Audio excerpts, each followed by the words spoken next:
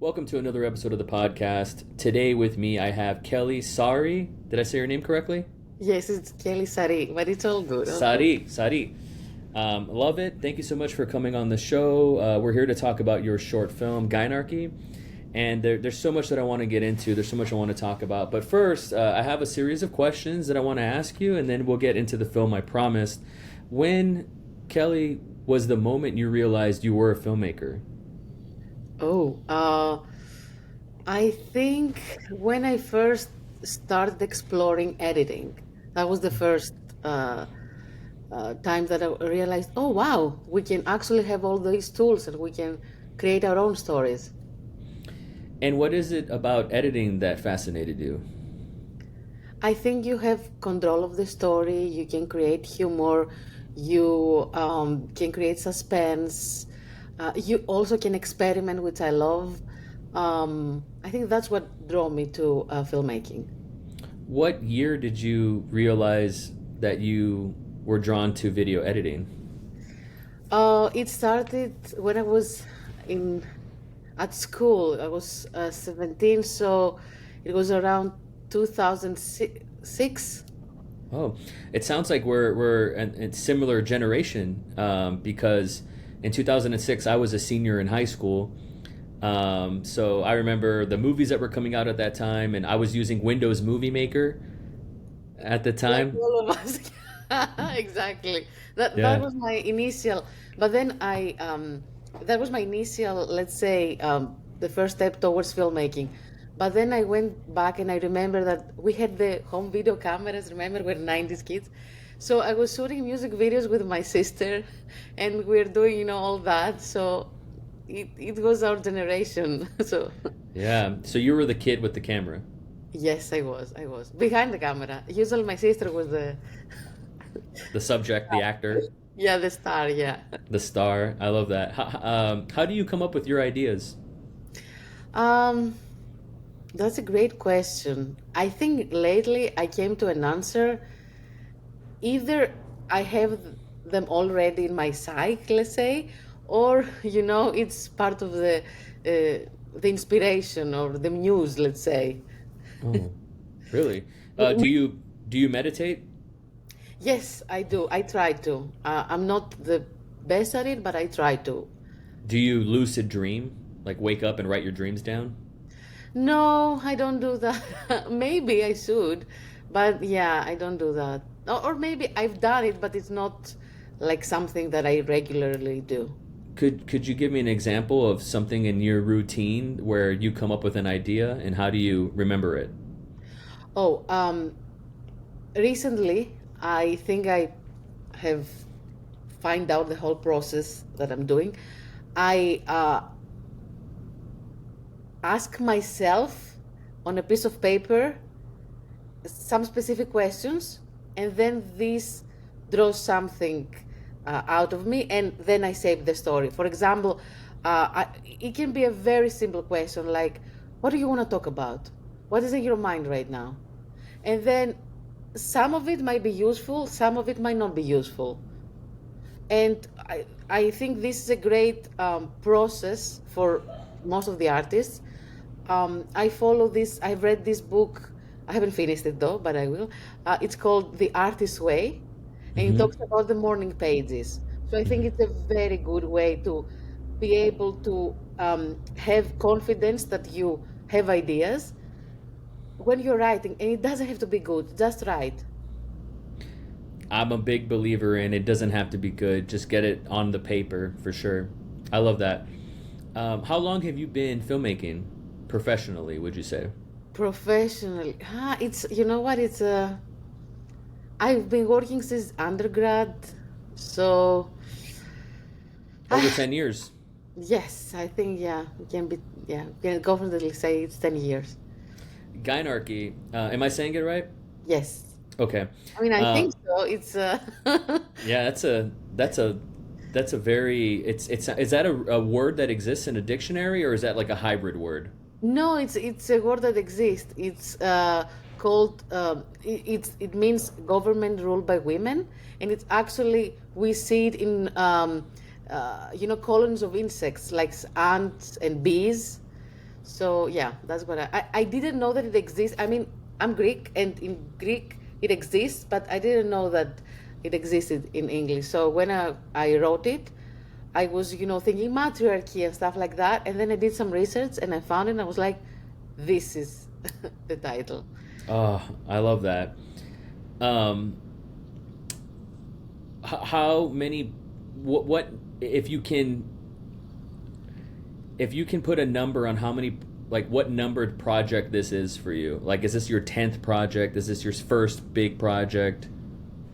How many projects have led up to Gynarchy? Well, that's a great question. I don't know exactly because I've done a lot of short films and music videos. I think it's the first web series I've done. Oh, okay. The first web series. How many short films and feature films have you directed or edited or shot? I haven't done any feature films, but Okay. hopefully in the future.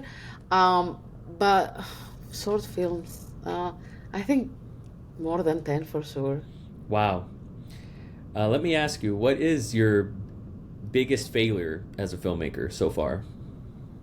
Oh, um, I think perfectionism. Like the moment you realize the mistakes and you're like, oh my God, I did it. That was so wrong. I shouldn't do that again. What's an example of something that you did wrong that you're like, I should never do that again?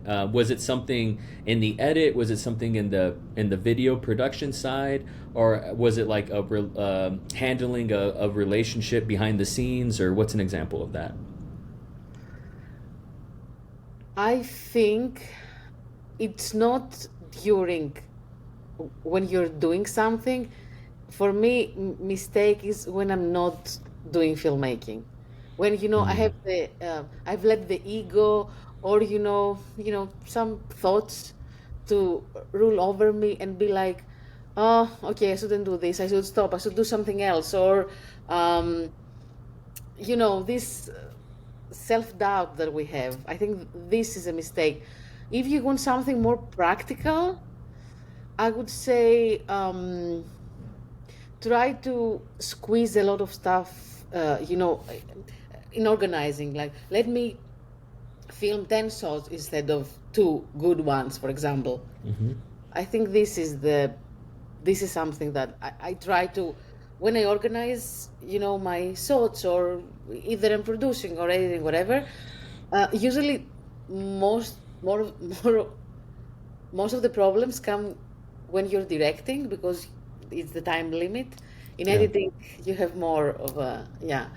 Um, but yeah, definitely as a director is when I'm like, okay, let's do this and do that and do this. But then it's like, no, just hold on a second, talk with your actors, look at the monitor, take two breaths, and then take the decision.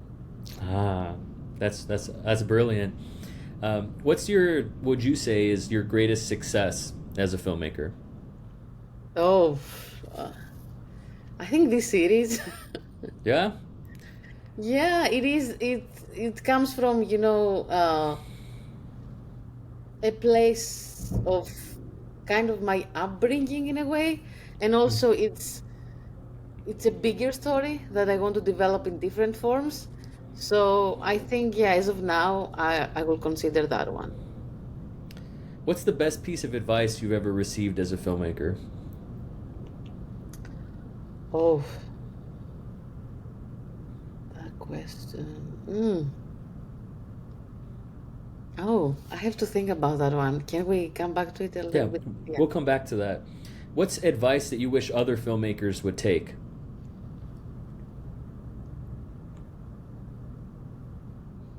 What do you see that is maybe lacking or missing in the filmmaking community that you think that they should improve on, or something of that nature? I think it has to do with more of our. I know it's a very fast-paced industry, and especially independent filmmaking is very, difficult for funding and the timing and the scheduling and all that. So, what I think is a good way to be able to be sane while you're filming is make sure you're kind to other people and create a nice and nurturing environment, and people be able to laugh, and Yeah. because otherwise it's not going to be a good experience. So when I start filmmaking, I incorporated a bit of a like 5 minutes meditation with the crew and the Mm. cast Yeah. in the beginning of the day. So at least we start the day with a little bit of, uh, a- let's say not a calmer exactly, but a balanced Yeah. uh, atmosphere. Wow, I like that.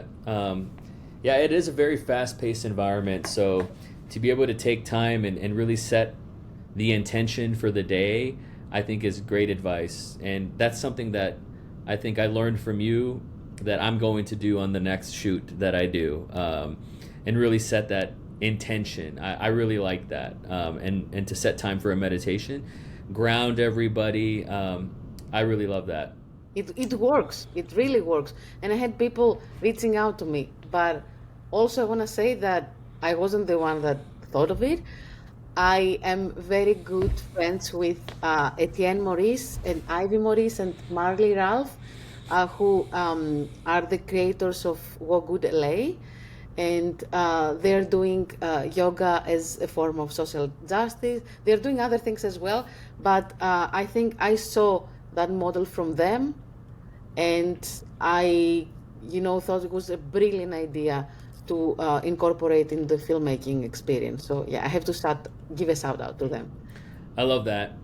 I also think that, and tell me if I'm out of bounds here, but I think where you're coming from is right on the money. I love it. I also think it's like a more feminine approach to filmmaking, and I think a masculine approach, from my experience as a man, is more like business. Like, we have this time, we got 30 minutes, get the shot, do it, hurry up, that kind of approach. So I think I could learn a lot from the more feminine side, which has a lot to do, the femininity, the power of that has a lot to do with this film, and we'll get into that in just a second. So I love that. Who are some of your greatest influences? I can talk especially for the web series. It's definitely Sarri. Her work, Ooh. yeah, is amazing. And she's the one, I was taking her masterclass, and she was the one that was saying, I haven't seen a lot of stories on TikTok, on Instagram. So I was like, yeah, this is an untapped territory. I know outside of the US, it's already happening in India, in China, in Australia. So I'm like, why here we haven't done it? And that was, um, my initial goal, let's say, the sign that I wanted to see. Wow.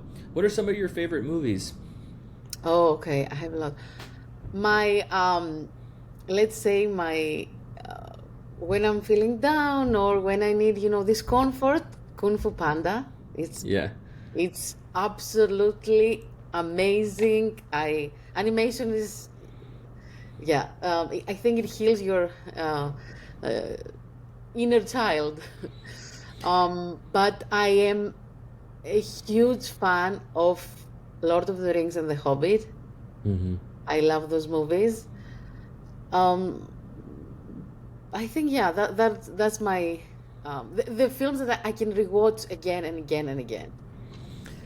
I'll tell you a quick story about Kung Fu Panda when that movie came out. I think it was 2008. And I was going through a breakup and I was very depressed. It was one of the darkest moments of my life at the time. And I think my brother and a few friends were like, let's go watch a movie. And I was like, man, I'm so depressed. I don't even think I want to watch a movie. And it was Kung Fu Panda, and I rolled my eyes and I thought, why am I going to watch a kid's movie? I'm not in the mood for this. And I think I cried out of joy. That movie took me out of a depression. And I associate healing energy with Kung Fu Panda. I really do. It is a beautiful, bright, and joyous film, a celebration of life, and you would not think that about a DreamWorks animated movie, but I'm happy you pointed out to that movie because it's very rewatchable and very healing. So yeah, I'm happy you mentioned it. It has great characters from the Kung Fu Panda itself, which is also, to me, it spoke because it's a plus size character, but it didn't, it didn't feel weird, or that he has. Self-conscious. Yeah, it was more of like, I have a dream, and it might happen, it might not. Maybe it's a destiny, maybe it's not. So the message also it gave, like the turtle is one of the favorite characters. I think he's the most wise character of animation history. So yeah, it's a great movie to watch. In any age, doesn't matter. I agree. I love that movie so much. I'm happy you mentioned it. And now that you mentioned Kung Fu Panda and Lord of the Rings, I actually see that inspiration in your web series. Oh, okay.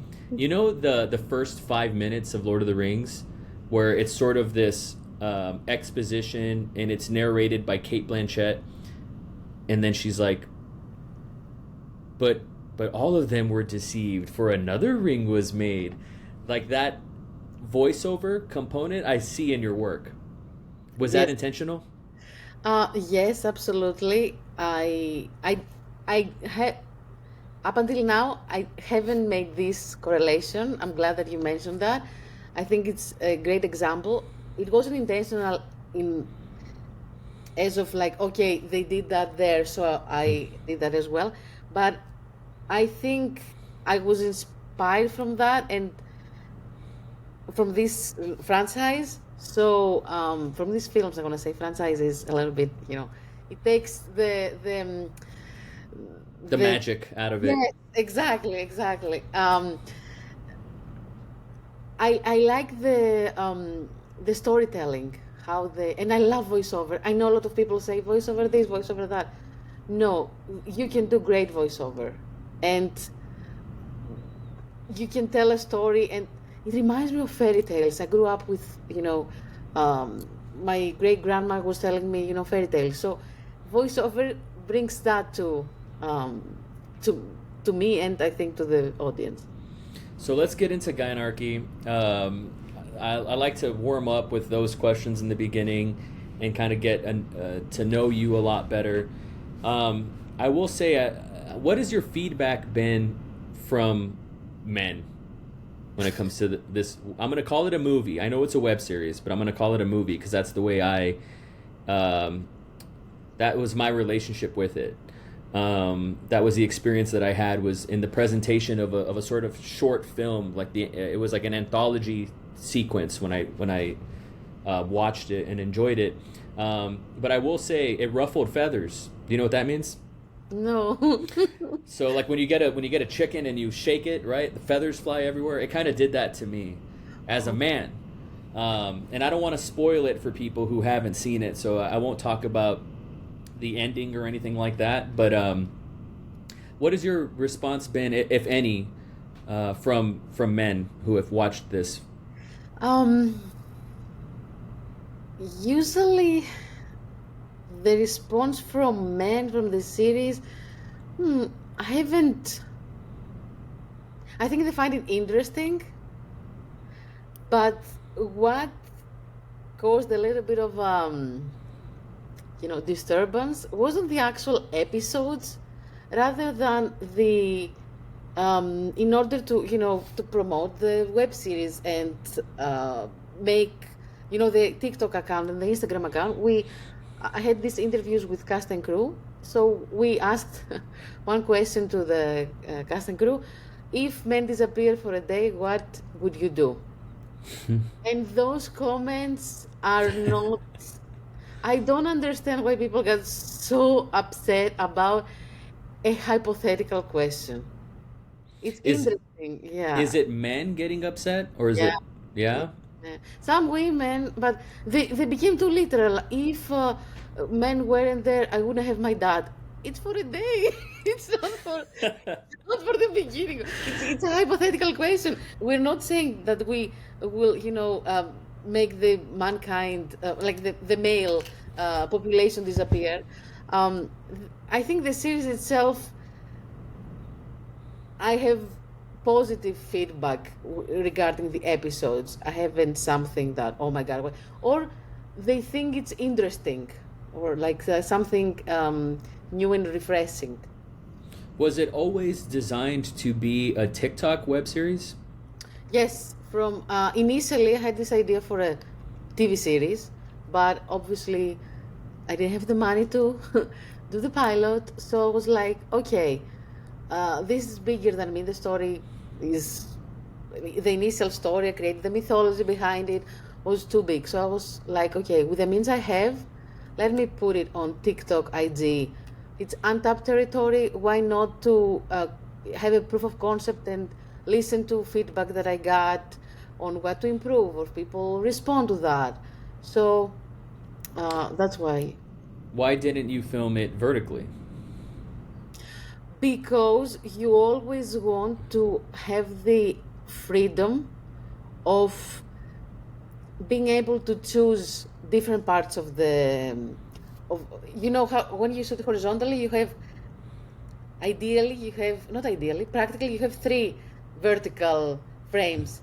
So in some cases you could get some more information from another part of the screen. And also because I think the camera is better. I mean, we could do it with iPhone, but I wanted like a good camera to film it. Did you film it in 6K? I think it was 4K. Oh, I should have known that. My DP. That's okay. Yeah.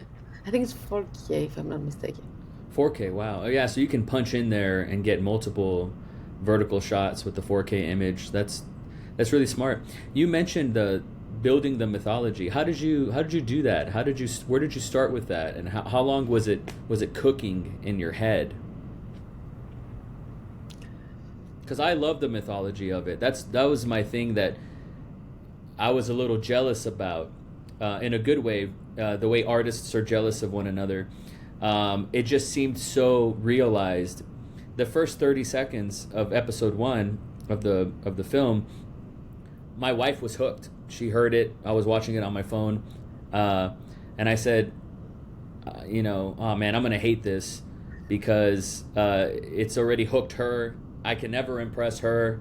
So I watched it on my own alone, and I was just in the first maybe act of the whole series. I was just getting so jealous of how lived in the characters were, how they felt like this was a universe, right? They felt like a world, very Tolkien.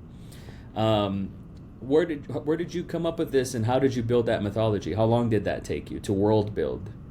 I think it took me a year because I never thought of myself as a writer, and I still don't think myself as a writer per se, like individual. I like to co-write or write in groups.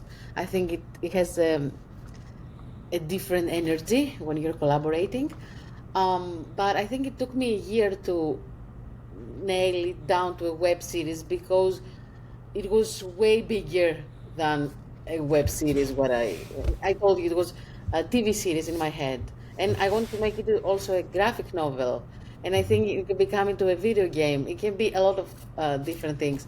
So it took me a year, but I had to actually write what happened before and why it happened and who these characters are in order to be able to narrow it down to 1 minute per episode. That's why they were so short. Very interesting. Very interesting. What do you see as the afterlife of the movie? Like, where does it live for you? Does it live on Vimeo the way I saw it, or does it live on TikTok? And the one time that you post it, do you ever repost it again, or how does it? Where's the replay value for you as a distributor? I replayed it again. Yes, the algorithm is a little bit difficult, especially now. But and I'm not a social media expert, but as filmmakers, I'm sure you know that we have to learn to do all things, which is okay, but it's an additional thing to be able to use this great tool, because social media, it's a great tool if you treat it like that. I think it right now as it is, it can live on TikTok but my aspiration is to see it on like TV. So Have you thought about putting it on Amazon Prime? I can, but I think I'm not sure if I is it too short, maybe. No, I don't think so. I think you should be able to. That would be a great visibility for Gynarchy, I think. Okay, that's a great idea. Thank you. I haven't thought about it. Think about it. Your world is just so vast and the imagination is so big. Where did you film this? Oh, we filmed it here in Los Angeles. It was one day at the studio, one day at the ranch in on the mountains. Very wonderful experience, very interesting. Uh, and then half a day at the beach. Wait a second. So you filmed this in 3 days? Yes. What? How? I think what it made this possible was that we didn't have like live sound, recording sound. Uh-huh. So that helped us. Sorry, that helped us a lot. It was intentional to have it all voiceover because initially I thought I would have some dialogue, but then I was like, with sound, it's gonna be a lot more days. So with no sound, the voiceover, because the voiceover we filmed it after, it really helped. Wow. How long did it take to edit? Oh, I wanna say, I'm gonna say 2 months. 2 months to edit. Wow. And what year did you film this? Was it after the pandemic? Yeah, it was last year. It was we filmed it last July. Actually, 1 year anniversary is coming up. Wow. Yeah, we filmed it last July, and then we it was out on September. Can I ask you what your budget was and how much it did it cost? It cost some money, yeah. It was around Was it more than 10? that it was 10 to 12. 10 Yeah. to 12. And if you don't mind me asking, because a lot of filmmakers are going to hear this, which part went to post-production, pre-production, I don't know, the actors, music, like where did that money go, if you don't mind me asking? The most money, unfortunately, because I shot it in LA, it was locations. You This, had to you had well the studio, right?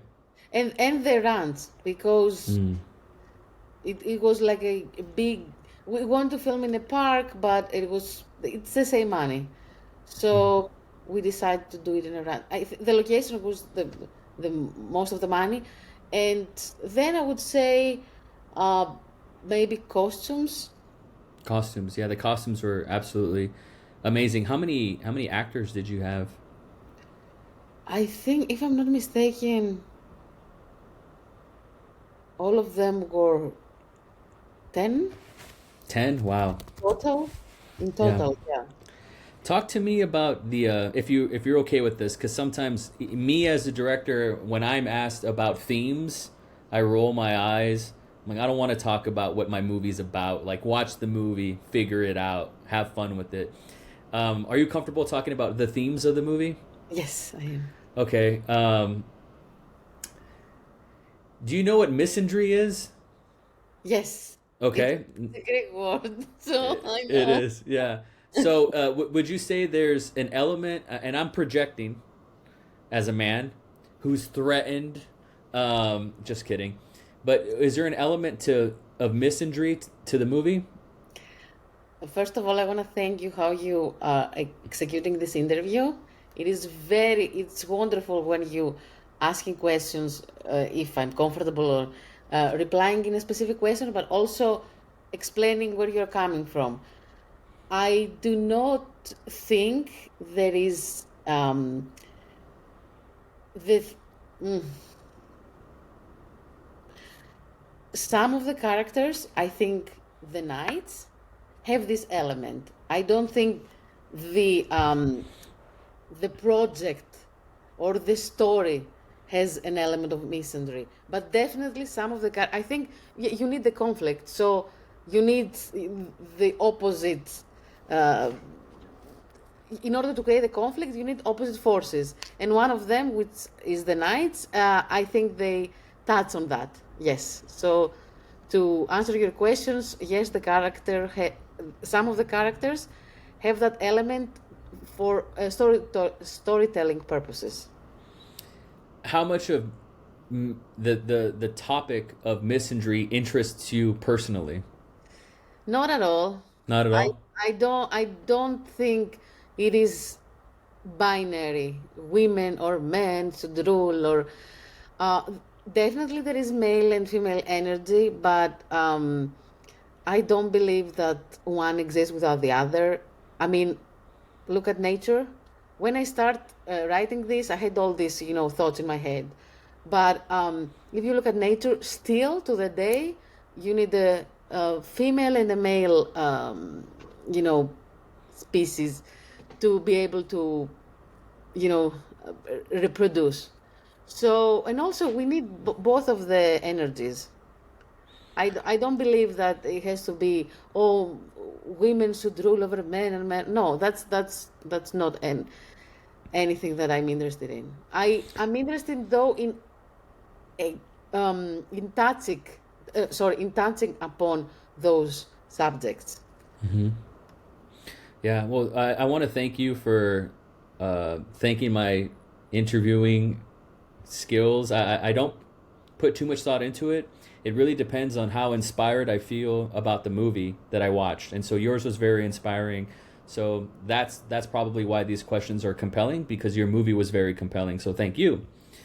This is going to be my last question that comes from a sort of like, the movie's not about masculinity, but it's really more about the absence of it, and maybe the, I don't want to say the circular nature of things, the inevitability of certain things.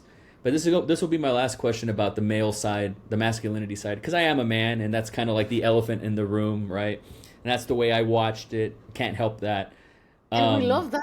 I love that. That I don't want people to take out their experience of how they're watching it. It's just very interesting and nice to me. Like, as a filmmaker, as a creator, it makes me feel super nice that someone watches it and start thinking about their own experience and all of those questions that you asked me. So sorry to interrupt. No, I love it. Thank you for that. Yes, I agree too. That's what I love.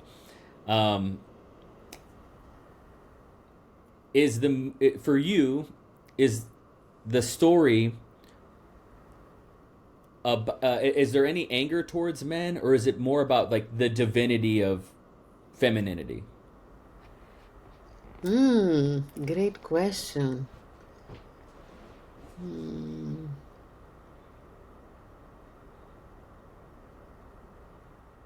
I think it's the divinity, the femininity, and maybe the unexplored or the hidden side of it. Well, tell me more about the hidden side, because we, as a American male culture, we always say women. You know how they are, women, right? But men, I always believe, even as a man, I also have a 9-year-old daughter, right? I don't think I know anything about women.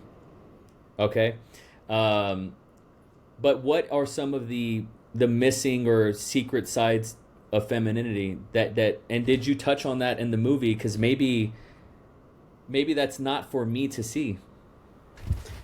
I think that because, okay, we all do this thing. We think of my feminine side, my masculine side, the female energy, the male energy. We have both. So you are able to experience it, and you're gonna be able to experience your own through your own lens. And I'm a great believer that we have both of the energies and both of the sides in us. Some people have it more on one side, some others, or they choose to, because it can be a choice, Right. conscious choice. But I grew up in I want to say matriarchal family, with my great grandma, my grandma, and my mother. So 4 generations of women. So this is what I know. This is what I have experienced. I think to me is more of exploration towards that side, because when you grew up in a matriarchal system, there is absence of masculinity, but there is still the male energy, especially in the society we're in, because the overall, the general society is mostly hetero patriarchal. Okay, so within that, when you grew up in a matriarchal society, you need to be able to create this. I'm going to use this term armor because it needed. But I wanted to explore a matriarchal society in an environment that there is no patriarchy around. So what will these women would do?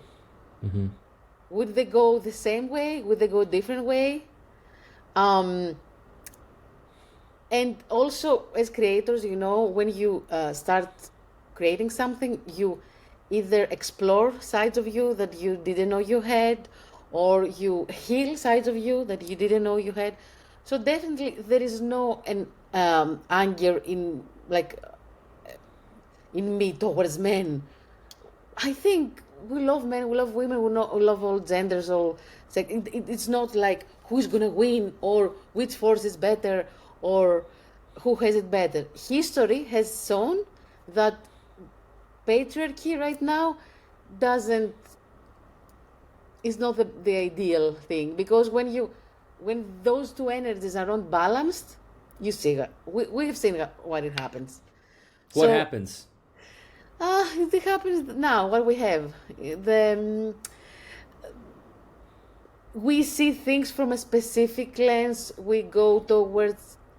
We are not accepting the other side. Usually, the male energy, and I don't want to talk as an expert, because I'm not. I am just transferring an experience that I have through art, which is different than science.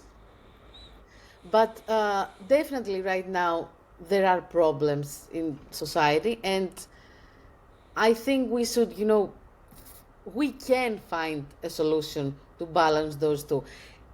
In my mind, most of the thing that I wanted to touch with this is the feminine energy along with nature.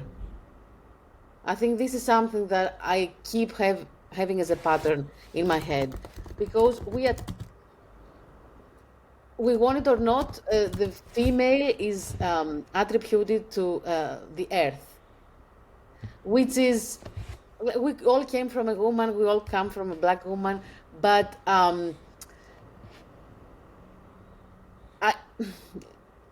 I think the part in me that I see a little bit of anxiety is towards nature. I think that's why it's a sci-fi model. What are civilizations going to do? What are species? How are we going to be able to do the next steps? And I don't want to go overboard. I feel I'm generalizing, but yes, I believe that men are needed. I'm not a hater, and I think we did a great job showing that in the film, and that is, in my mind, was more of like a princess saves the prince situation, rather than the other way around. Yes, and also rather than the prince is the bad guy. You mentioned something I want to touch on, and it's not it's still kind of about the movie, but it really isn't. And I'm just curious your thoughts. You live in Los Angeles? Yes. Okay. I live in Texas, so politically it's a little different. Yeah.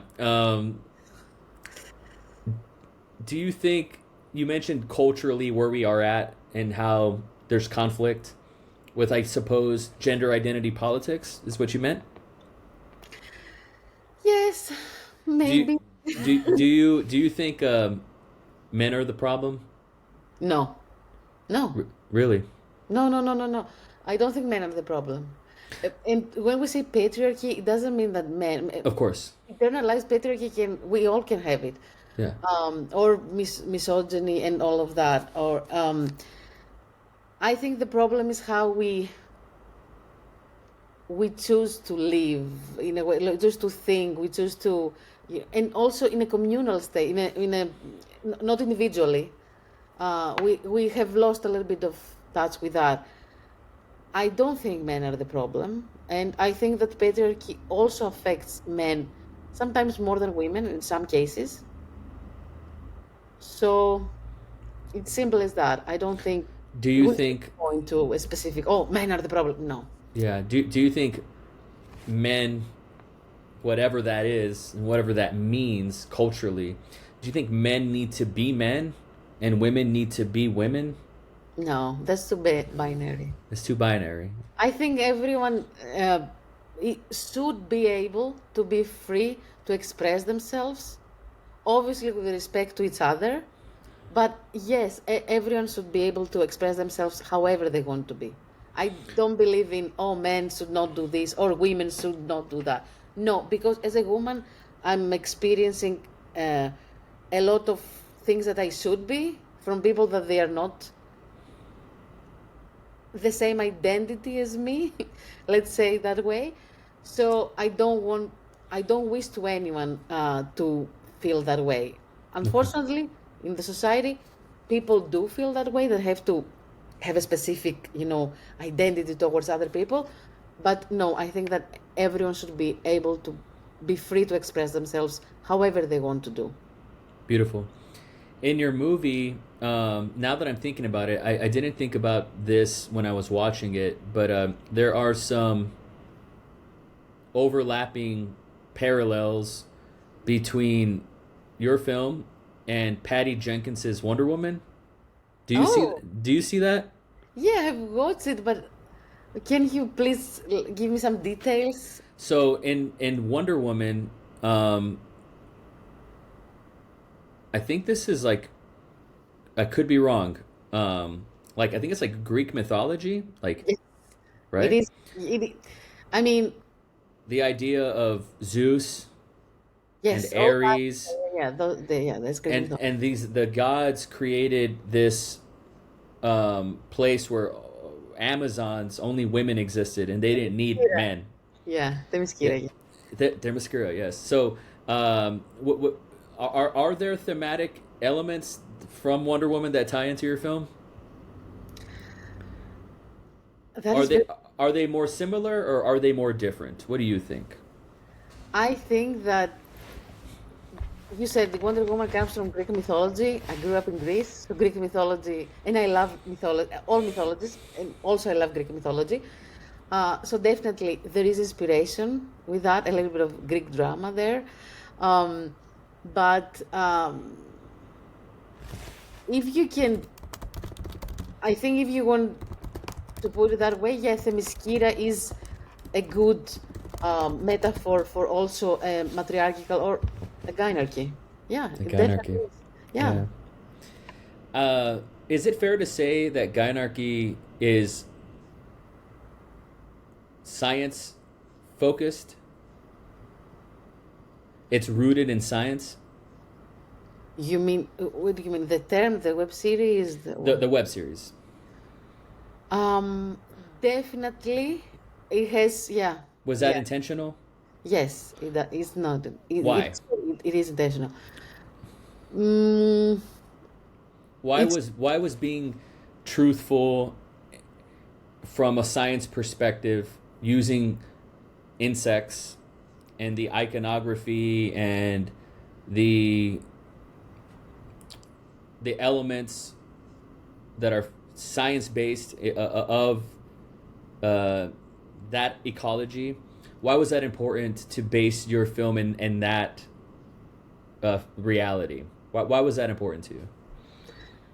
I Because think you could have went full superhero and left reality and been more science fiction, but instead, if it's fair to say, your movie is rooted in, I don't want to say objective truth. I don't know if there is such a thing, exactly. but it is rooted in science. Why? Let's say the initial answer to that could be, and I think it is, because it's part of learning. I'm learning through filmmaking. I'm learning through my storytelling. I try to understand the world around me, and we can see for example, the atom and our solar system or our universe has a lot of similarities. So it is a good device to have as a filmmaker to be able to build up the story. Yeah. And we learn from the history, we learn from, like, through all this research, I learned things that I didn't know. And who would have thought that I will be reading books about bees? They're fascinating things that we didn't know. And they, for example, the ant societies, this is, I had no idea. Right. So what made it interesting for you to use ants and bees as connective tissue with real life people? Are they people? They are people, right? In the movie? Yeah, they're people, yeah. They're not allegories or symbolisms for literal insects? No, they are Okay, not. you could see how maybe someone could think that.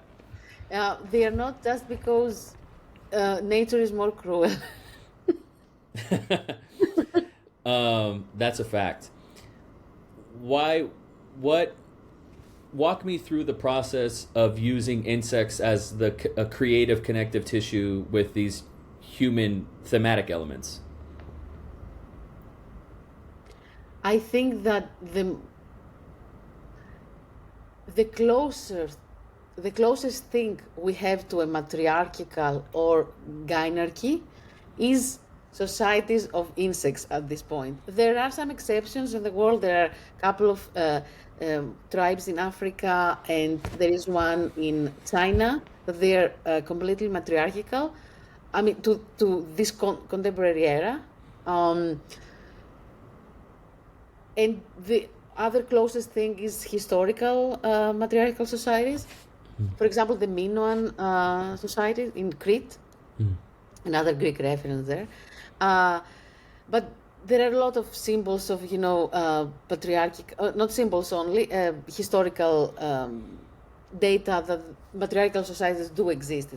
But what we have right now closer to us, and we can study or we can read about, because again, I'm not a scientist, I just read things, and I'm fascinating about them. It gives you a little bit of a closer look to how a society could work. I think a lot of scientists do that.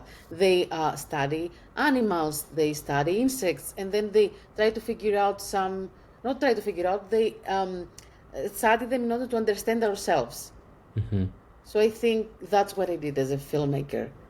I read, got inspired, and I was like, oh, okay, this could happen, or this can happen, or nature has this kind of principles. And again, I as I told you before, nature and the female energy, to me, they are, in my mind, they have a strong connection. Mm-hmm. I love it. That's amazing. Brilliant. That makes sense too.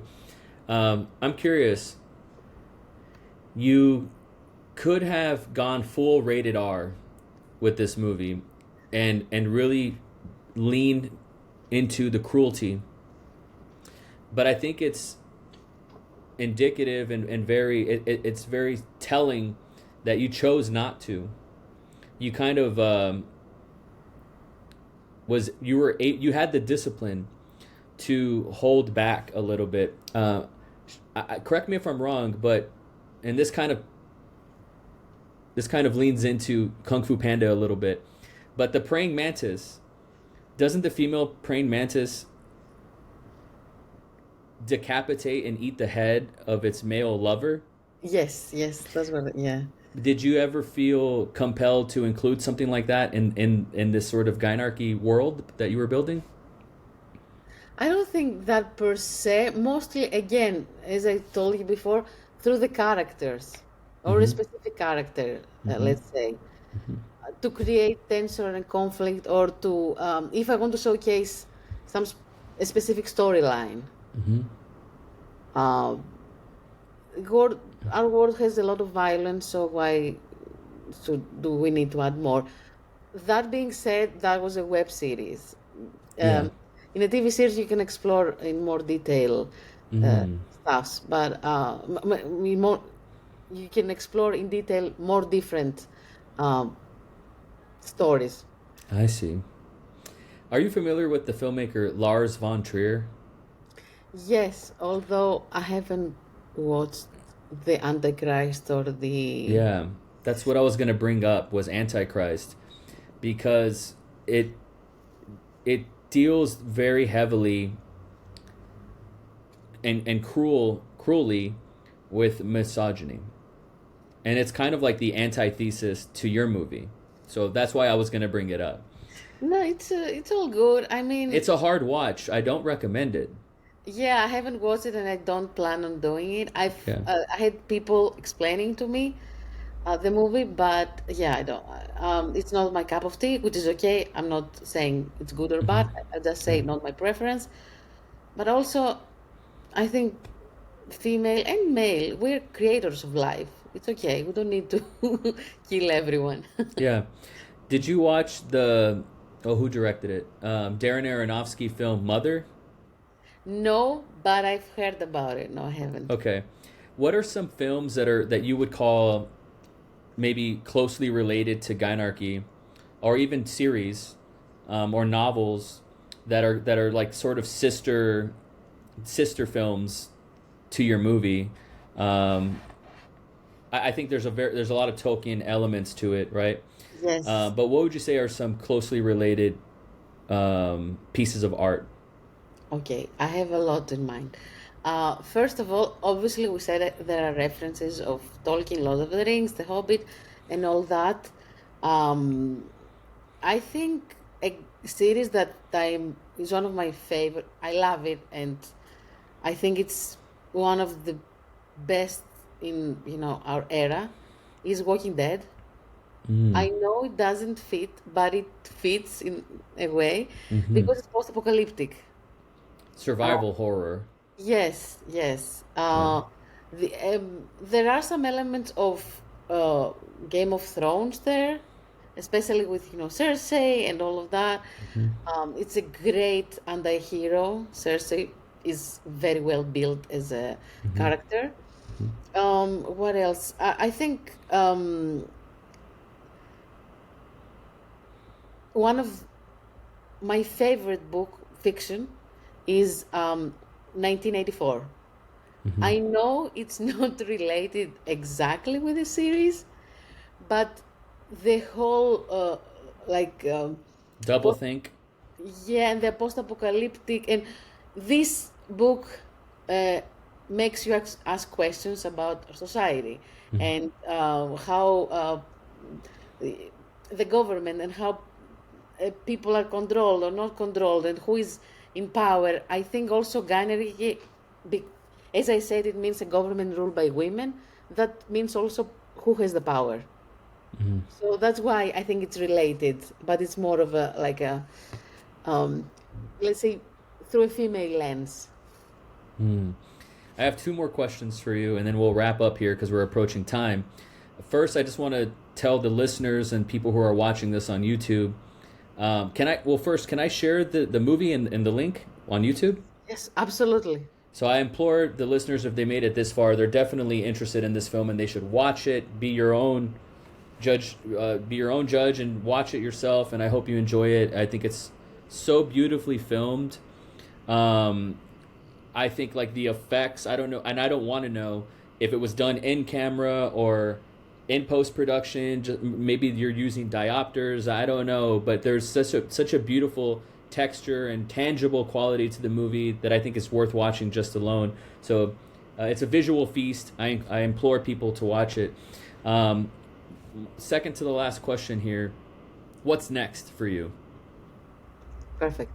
First of all, I want to give a shout out to Adriana Serrato, my DP, amazing, and the whole team. Female DP, I love it. It was, I want to say 80 to 90% was female crew and cast, apart from, which is okay. Again, we love all women, we love men, but I wanted a female DP, and Adriana is, I think, my DP forever.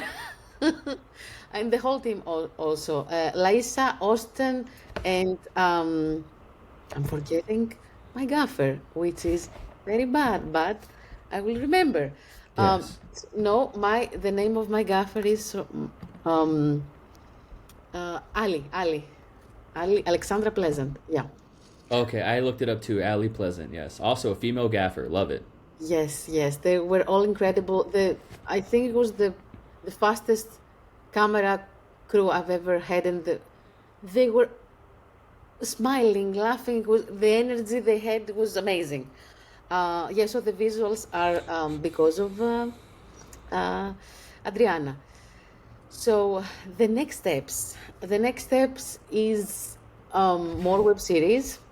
I think I am. Uh, I love doing, you know, creating something episodic, serialized. So Yeah. that's the next project I'm going to do, and obviously, after the strike, continue pitching the Gynarchy as a TV series, and more music videos, more eventually at some point a feature. Yeah. I think I'm more into TV, like the serialized. You Yeah. you are able to, be with the characters a little bit more. Yeah. I love that. I'm super excited. Follow up with me because I'd love to see you on your journey for sure. I'll follow you on TikTok and everywhere. So my last question is the question that you asked your crew. What would you do if for one day, 24 hours, men didn't exist? What would you do? What would be like one of the first things you did? How would you live your life?